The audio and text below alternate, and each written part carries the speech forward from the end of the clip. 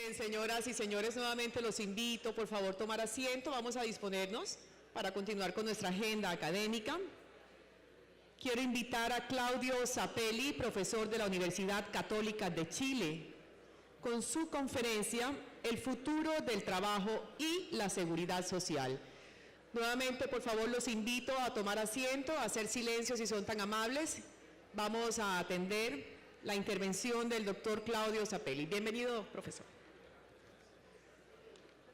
En el monitor de enfrente encontrará su tiempo. Perfecto. Bueno, muchísimas gracias.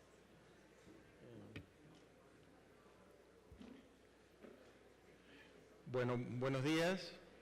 Es para mí un placer estar aquí, primera vez que estoy en Colombia, así que agradezco a los organizadores la invitación. De verdad espero que no sea la última, porque me ha gustado mucho el país, el lugar, así que espero volver. Me toca hablar de un par de temas que han sido mencionados asiduamente en las presentaciones anteriores y espero dar cierta perspectiva y un asomo al menos de una solución que justamente yo creo que estos temas han sido presentados, pero no hemos hablado tanto de cómo resolverlos. Bueno, estos son dos de los grandes desafíos de largo plazo que habló Klaus, mi colega de la Pontificia Universidad Católica, ayer. Un primer gran desafío que es la automatización y la robotización, que en el caso de América Latina todavía no ha pegado tan fuerte, pero en América hay una teoría que yo creo que es bastante sensata, que dice que el mal manejo del proceso de automatización y robotización en Estados Unidos tiene la responsabilidad de la elección de Trump. Entonces yo diría, hay que prestar atención a este tema, que tiene una serie de consecuencias importantes, como que se redefine la relación empleado-empleador, en muchos casos ya no hay, ya no hay una relación de jerarquía, pasa a ser una relación de socios. Por lo tanto, el apoyo del sistema de pensiones sobre el empleo formal empieza de alguna manera a cuestionarse en este nuevo mundo. Aparte de eso, está este temor de que podemos estar frente a una catástrofe, ¿no? Un gran desempleo, una gran pobreza, en fin, etc. No voy a elaborar, se lo pueden imaginar ustedes. Y con todo esto, una mayor necesidad de seguridad social en un sentido amplio. En este caso específico, respecto de la incertidumbre de si tendremos o no tendremos trabajo. Ese es un riesgo. El otro riesgo es la longevidad. A mí me cuesta hablar de la longevidad de un riesgo, porque yo digo, yo siempre digo que voy a vivir 100 años y me voy a morir de una indigestión, pero eso es un chiste, ¿verdad? Pero resulta que puede ser, ahora de verdad, y yo lo veo como una bendición. Pero bueno, desde el punto de vista social y visto el esquema de políticas que tenemos, de alguna manera lo hemos transformado en un riesgo. Y está en nosotros, es un desafío que deje de serlo, que vuelva a ser una oportunidad, de la misma manera que la automatización puede ser una oportunidad. Entonces, ¿qué objetivo de política pública tenemos que enfrentar, tenemos que desarrollar, tenemos que implementar? Bueno, primero un tema básico de seguridad social, que es que la gente tenga asegurado un mínimo. Esto tanto como una política antipobreza, como una política de seguridad social. A su vez, enfrentamos el gran desafío de modificar la estructura de nuestros mercados laborales, que voy a afirmar, la teoría del Scrabble, vamos a dejarla de lado por un segundo, que la encontré súper interesante. La regulación laboral es responsable en buena parte, en una parte muy importante a mi juicio, de la informalidad de nuestros mercados de trabajo. Entonces, para evitar que la automatización genere altas tasas de desempleo, necesitamos, de alguna manera, flexibilizar los mercados de trabajo, pero flexibilizarlos sin perder una red de seguridad social. A su vez, aumentar la formalidad nos va a permitir aumentar el ahorro, que nos va a resolver o va a ayudar a resolver el otro problema que enfrentamos, que es el de la longevidad. Y finalmente, un tema del que voy a hablar poco y nada, pero por ello no deja de ser importante, que es incentivar el ahorro de largo plazo. Yo me voy a concentrar entonces en el tema de la formalidad. Ahora, visto todas las presentaciones que hemos escuchado, a mí se me ocurre que enfrentamos un desafío que tiene que ver con priorizar. Hay que hacer mucha cosa. ¿Qué vamos a hacer primero? ¿Sí? Si vamos a hacer un esfuerzo fiscal, ¿es para financiar qué? Porque la propuesta que voy a hacer yo requiere de un esfuerzo fiscal. Bueno, si lo usamos para esto, no lo podemos usar para otra cosa. Entonces ahí hay un tema fundamental. Después hay un tema de capital político. Cada reforma importante es un desgaste. ¿Cómo vamos a usar el capital político? A mi juicio, la reforma laboral tiene que estar entre las prioridades más altas. A mí no me pareció escuchar eso hasta ahora. ¿Sí? Puedo equivocarme, puedo haber escuchado mal, pero me pareció que estábamos dando prioridad a otras cosas.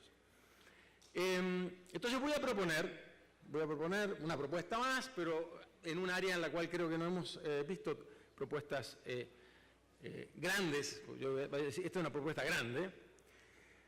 Y la idea que enmarca esta propuesta es que solo con mejores trabajos se logran mejores pensiones. Ok, van a darse cuenta luego por qué es que hablo de propuestas grandes. Pero para ordenarme un poco, la propuesta 1 es una propuesta de seguridad social universal, que está apoyada en una propuesta hecha por el BID hace unos años. La propuesta 2, que es una propuesta aún más grande, es una propuesta de impuesto negativo al ingreso,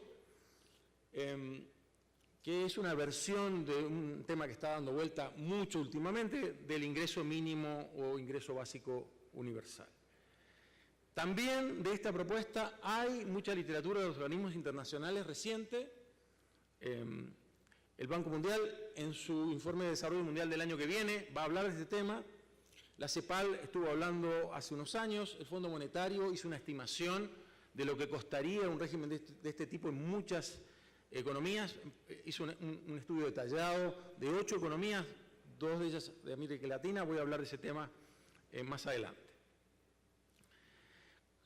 Como van a ver, estas políticas tienen la ventaja de promover tanto la formalidad como la productividad al tiempo de proveer un seguro a las personas.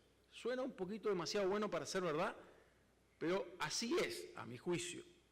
Son políticas eficientes y equitativas a la vez. Ahora, voy a dejar para el final un tema que obviamente es de primer orden, que es cuál es la viabilidad fiscal, cuánto cuesta todo esto. Debo anticipar, eso sí, que las estimaciones que he visto, hechas por el Fondo o por el BID y demás, y algunas hechas por mí, hablan de que son financiables. Igual, obviamente, requieren de un esfuerzo. Ok, la propuesta 1. Tenemos el desafío de eliminar la informalidad. Entonces, la pregunta es, ¿cómo?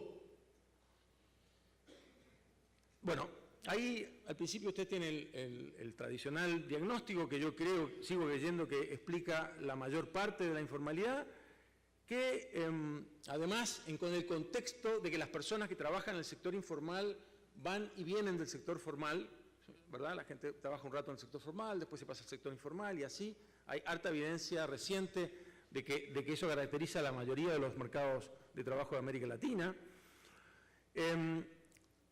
Y entonces las personas toman las decisiones en función de lo que les conviene.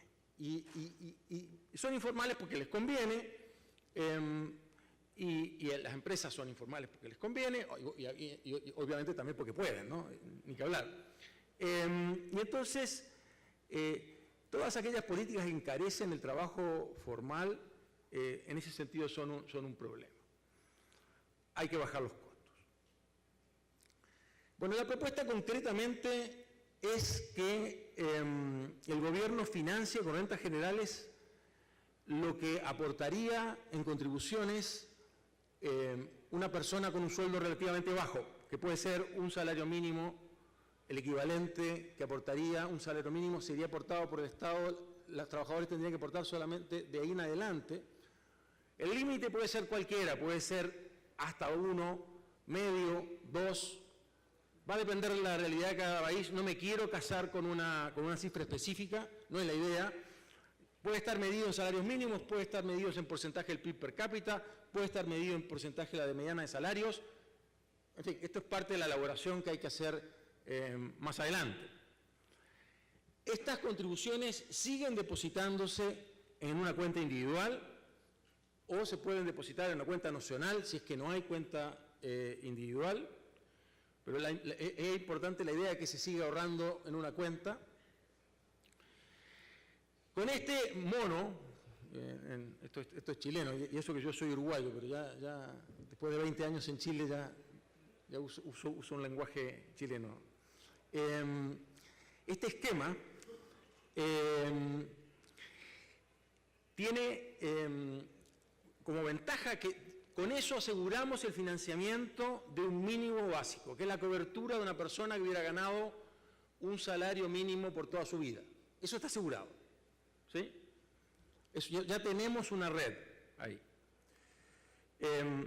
Pero más importante aún, las empresas ya no tienen que aportar por todos los trabajadores que ganan, por ejemplo, un salario mínimo o menos. Con lo cual, los impuestos sobre los salarios caen. Y eso va, esto es una predicción, pero va a eliminar una barrera a la formalidad. Entonces, como además el sector formal es más productivo que el sector informal, vamos a tener un aumento en la productividad. A ver, para no hablar en tan abstracto, voy a hablar de un esquema específico que es, de hecho, el que en el informe del BID al que me estoy refiriendo se estima el costo, y ese costo voy a hablar en un rato. ¿Cómo podría ser un esquema de este tipo? Hay una pensión no contributiva universal equivalente a, por ejemplo, 10% del PIB per cápita. Obviamente hay una extensión de la obligación de aportar para todos los trabajadores con ingreso. Yo sé que eso es difícil, pero hay que hacerlo. Un subsidio de las contribuciones a la Seguridad Social para todos los trabajadores registrados y que hacen declaración anual de impuestos. Esto es importante, lo voy a destacar después. Equivalente, por ejemplo, a la mitad de lo que debe aportar un trabajador que gana un salario mínimo. Antes había hablado de 1 o 2, como les digo, el número no importa. De tal manera de que para alguien que ganara un salario mínimo toda su vida, el Estado estaría contribuyendo, en este ejemplo concreto, con la mitad del financiamiento de su pensión. No quiero perder de vista que sigo hablando aquí de del esquema tradicional de 3 pilares. Lo que estoy hablando ahora es del mínimo y quién lo financia. Pero va a haber un pilar contributivo mandatorio para que los trabajadores formales puedan ganar una pensión más alta, obviamente, para que les permita mantener su nivel de consumo. Y finalmente un sistema voluntario que a mi juicio tiene que ser promovido a través de la compulsión suave y no de otros esquemas, pero eso es un tema que va a quedar para otra vez. La compulsión suave ha demostrado ser muy efectiva y poco costosa. Está la idea de cambiar el default. La gente tiene que optar salirse en lugar de optar entrar a un esquema de ahorro, por ejemplo. Ok, esa es una propuesta. La segunda propuesta, que es la propuesta para tratar de anticipar algunos de los problemas sociales a los que vamos a tener que enfrentar por la automatización, y a su vez una política que se requiere cuando uno adopta la política 1. Alguien puede preguntar, pero ¿por qué las personas mayores tienen coronita? ¿Por qué estoy haciendo una red universal para las personas de la tercera edad y no para el resto? ¿Sí? Entonces, inevitablemente, para tener una política social integral, hay que pensar en algo más, creo yo. Independientemente de que estas cosas después se pueden implementar en secuencia, o se pueden integrar también. Bueno, voy a hablar entonces del impuesto negativo al ingreso. Esto es una propuesta que ha estado dando vueltas por décadas, pero que ha tomado cierto impulso últimamente. La idea es que es el sistema impositivo el que hace la mayor parte de la política social. ¿De qué manera? Bueno, el sistema impositivo le cobra a los más ricos, cosa que ya hace, pero va a pasar a subsidiar a los más pobres. Los sistemas impositivos hacen devoluciones de impuestos en muchos lados, mandan cheques a muchas personas que pagaron de más impuestos, se les retuvo de más impuestos. Bueno, tiene una tecnología que puede también pasarle un cheque, hacerle una transferencia a personas que lo necesitan porque son pobres, porque son más necesitados. Ahora, esto tiene un montón enorme de consecuencias. Pues yo estoy diciendo, la política social se hace a través de un esquema impositivo que por un lado cobra impuestos y por otro lado, para los menores ingresos, da subsidios. Y voy a centrar entonces la política social en una transferencia de efectivo, que es un esquema que en América Latina ha tenido mucho éxito recientemente. La política social a través de transferencias en efectivo. Eso quiere decir que hay muchas cosas que estamos haciendo hoy que sobran. Algunas vacas sagradas de las grandes, entre otras. Por ejemplo, el salario mínimo, que es una política social implementada a través del mercado de trabajo. Asegurarme que la gente tenga un mínimo. Ya no es necesario si la política fiscal está dando ese mínimo. A su vez, hay una multiplicidad, voy a hablar un poquito más en detalle después, en un contexto específico, hay una multiplicidad de programas sociales, 80 en Estados Unidos, 350 en Chile, 1000 en la India. ¿Cómo podemos entender qué diablos hacen esa cantidad de programas? No tenemos idea y se está gastando una cantidad de dinero muy importante. En promedio en América Latina 1,5 puntos del PIB se gasta en estos programas. Estos programas dejan de ser necesarios. Y eso es un importante ahorro fiscal y además tiene un importante rol en la formalización, que lo voy a resumir en un ratito.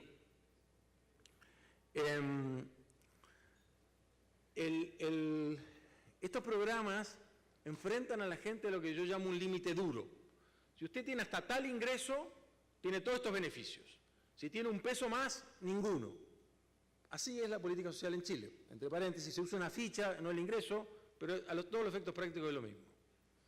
Con lo cual, la gente cuando llega a ese límite duro, dice, pucha, ¿lo paso? ¿No lo paso? Si lo paso, mejor que lo haga informalmente, termina siendo otra política que incentiva a la informalidad o que genera la famosa trampa de la pobreza, en la cual la gente no progresa porque no le conviene, porque enfrenta impuestos confiscatorios a progresar. ¿Sí? Gana un peso más, se le saca más de un peso en beneficios sociales. Bueno, y además centrar la política social en el ingreso en lugar de otras cosas es bueno porque en nuestros países hay más movilidad y quiere decir que ningún símbolo como el tipo de casa que tengo o los electrodomésticos que tengo me pueden decir si una persona en un momento dado es pobre o no. El ingreso es la única medida buena y por lo tanto en ese sentido también es un paso adelante en el diseño de la política social. Bueno, voy a repetir, ¿sí? Para aclarar, estoy diciendo muchas cosas, que el impuesto negativo al ingreso se centra en el sistema impositivo para la distribución de transferencias. ¿Ya? Todos tienen que declarar ingresos, eso también es un tema importante, ¿sí? Porque el sistema impositivo va a manejar todo, hay que fusionar el banco de datos del Ministerio de Desarrollo Social con el banco de datos del Servicio de Impuestos Internos, cosa que yo creo que es muy importante porque nos va a permitir saber que estamos subsidiando a algunos millonarios, entre otras cosas, en fin. O sea, en Chile yo lo he visto, o sea, gente que está en el sistema de salud de indigentes y es millonario. Eso pasa. Ok, a ver, déjeme retomar.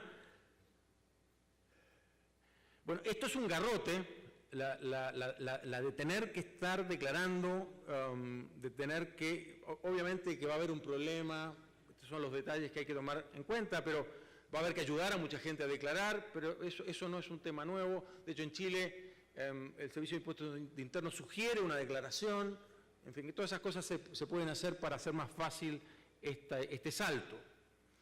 Ahora, de alguna manera, en todo caso, este es el garrote, ¿sí? Y una vez que todo el mundo declare, todo el mundo es formal, de alguna manera, ¿sí? Y la zanahoria es de que si usted declara, es parte de la red de protección social. Bueno, entonces yo decía, el objetivo principal de esto es que presentar una zanahoria suficientemente interesante, que es esta red de protección social, para que podamos resolver de una vez por todas los problemas que tenemos que hacen de nuestras economías muy informales. Y entonces voy a resumir acá las 4 propuestas que hay en estas dos, perdón, estoy siendo redundante, las 4 medidas que hay en estas 2 propuestas para disminuir la informalidad o aumentar la formalidad. En primer lugar está la eliminación de las contribuciones a la seguridad social, pensiones y salud principalmente, no hay que olvidarse que salud también está metido acá, para aquellos que ganan, por ejemplo, menos de 2 salarios mínimos. Hablo de 2 salarios mínimos porque en otro trabajo del BID se estima el costo de este esquema para México con 2 salarios mínimos. Entonces es un número también que también se puede usar como referencia. Eso baja el costo de los trabajadores, incentiva la formalidad. Por otro lado, al eliminar, al proveer una red de protección universal, se hace redundante una multiplicidad de políticas sociales que también hacen del trabajo formal algo muy costoso. Di como ejemplo antes el salario mínimo, pero también están los costos de despido. Los costos de despido cumplen la función de darle ingreso a la persona que es despedida para que no quede en una situación desvalida. Bueno, si ahora hay una red de protección, pierde sentido eso. La universalidad de ambas propuestas, que hacen que el costo pueda ser un poquito alto, pero que en mis juicios es muy importante, eliminan los desincentivos que existe hoy a ser formal, producto de que hay subsidios no contributivos muy atractivos. ¿Para qué se va a hacer formal? ¿Sí? Ahora estamos fusionando ambas y bueno, obligando a las personas a formalizarse vía la declaración de impuestos, etc. Y a su vez se eliminan los impuestos confiscatorios en el margen, acá hay yo ya los expliqué de alguna manera, pero se trata esto, acá hay de vuelta hay un término chileno, pero yo lo encuentro muy gráfico, ¿verdad? Que el sistema de protección social actual en muchos países es una majamama, ¿ya? Majamama quiere decir desorden, confusión, despelote, lo que ustedes quieran. De centenas o decenas de programas que es imposible que sepamos cuál es el efecto. Está el programa que es el favorito del alcalde X, el programa que es el favorito del diputado Z, y al final, en muchos casos, inclusive, no es dinero que está destinado a los más pobres, sino a otros grupos, ¿verdad? Ok, esto ya expliqué, así que voy a... Bueno, llego a un tema que yo supongo que algunos de ustedes habrán estado pensando, este señor, esto suena muy bien, pero debe salir un disparate. Bueno, resulta que cuando uno le pone números a este tema, cuesta plata, sin duda, pero no es un disparate, no es no financiable. Se requiere un esfuerzo fiscal, lo dije al principio, ¿ya? Vamos a hacer un esfuerzo fiscal, ¿para qué? Bueno, acá hay lo cual a mí me parece algo interesante.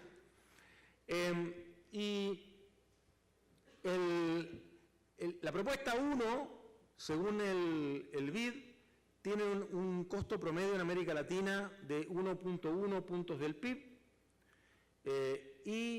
Antón, Hernández y Levy estiman el costo para México de un esquema un poquito más generoso que el anterior. En lugar de medio salario mínimo, 2 salarios mínimos es el subsidio que se realiza. Encuentran que el costo es 2.8 puntos del PIB y lo financian con un IVA que lo transforman en parejo y un aumento de 1 punto en el IVA.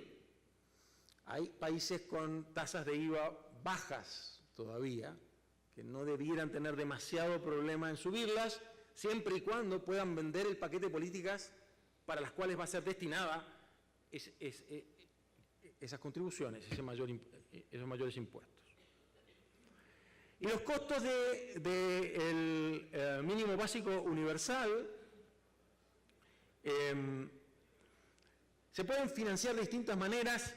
El Banco Mundial vio que hay países europeos que lo pueden financiar cobrando impuestos sobre los beneficios. Esto tiene que ver con el hecho de que en algunas de las formulaciones del impuesto básico mínimo se le pasa la misma cantidad de plata a todo el mundo. La versión impuesto negativo al ingreso, que es la que yo estoy promoviendo, de por sí ya le cobra los impuestos y los netea a la gente de mayores ingresos. Entonces no le paso la plata. Acá en esta versión tienen la versión en que le tengo que pasar plata a todo el mundo, entonces son mucho más costosos. Pero bueno, en la India se financia acabando los 1000 programas de política social. Bueno, no es sorprendente, 1000 programas de política social.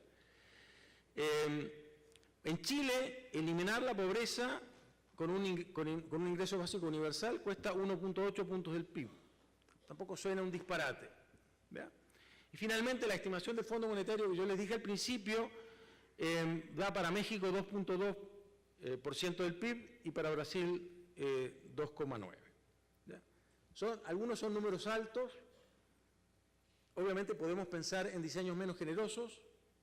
No hay que partir con algo que obviamente que no podemos financiar. Con eso llego al tema de la implementación. Ya, esto yo partí con la idea de que esto es grande. Entonces, implementarlo con un Big Bang suena a un disparate mayúsculo. Hay que pensar la transición, hay que pensarla con cuidado.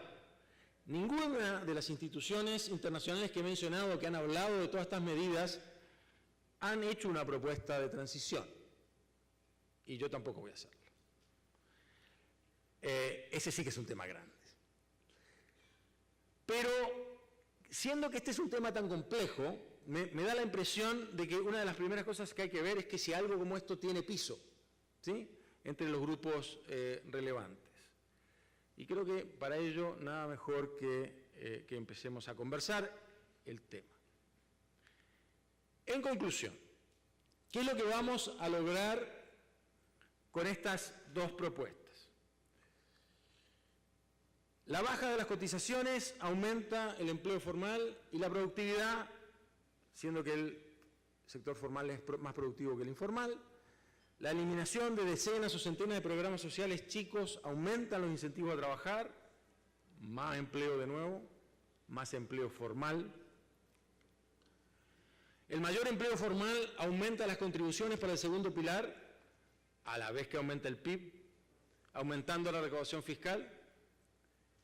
Mejora el funcionamiento del mercado laboral, aumentando la flexibilidad. La red, como está fuera del mercado laboral y funciona a través de la política fiscal, la red de protección social, no impide el funcionamiento del mercado de trabajo. La automatización va a implicar muchas personas que van a tener que cambiar de empleo, ¿ya? El salario mínimo, los costos de despido van a impedir que eso fluya y va a implicar que no vamos a poder aprovechar todas las oportunidades que nos brinda. La red de seguridad social va a implicar menos pobreza en todas las edades, no solo en la tercera edad. Va a haber mayor seguridad en el sentido de la seguridad que dan los seguros sociales, los seguros en general. Y, last but not least, van a haber mejores pensiones. Eso. Muchas gracias.